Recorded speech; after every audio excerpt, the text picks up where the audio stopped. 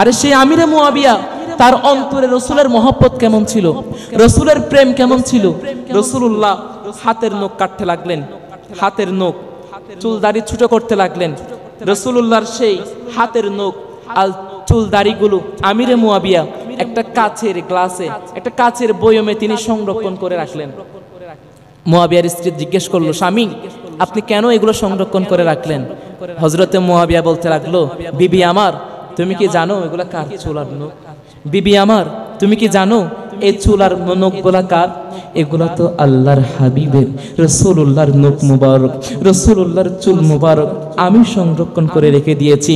আমি মুয়াবিয়া যখন ইন্তেকাল করব, আমার ওয়ারিসদের আমি ওসিয়ত করে যেতে চাই, আমাকে যখন দাফন করা হবে, আমাকে দাফন করার সময় আমার কাফনের সাথে এই চুল, এই দাড়ি মুবারকের এই অংশটুকু, এই নখ মুবারকগুলো আমার কাফনের ভিতর রেখে দিতে বলবা।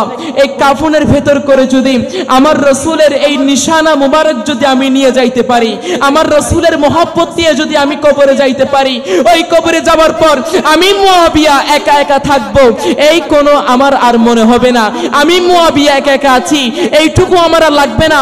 আমার রাসূলের এই নিশানাটুকু যখন কবরে আমার সাথে থাকবে, আমি মুয়াবিয়া মনে করব আমার রাসূলও আমার সাথে আছে, আমার রাসূলও আমার সাথে থাকবে। আর যার সাথে রাসূল থাকে দুনিয়ার কোনো ব্যক্তির প্রয়োজন তার নাই, দুনিয়ার কোনো ব্যক্তির ধারস্থ তার হতে হয় না। যার সাথে রাসূল থাকে তার সাথে আল্লাহ পর্যন্ত থেকে যায়। উচ্চ আওয়াজে বলেন সুবহানাল্লাহ।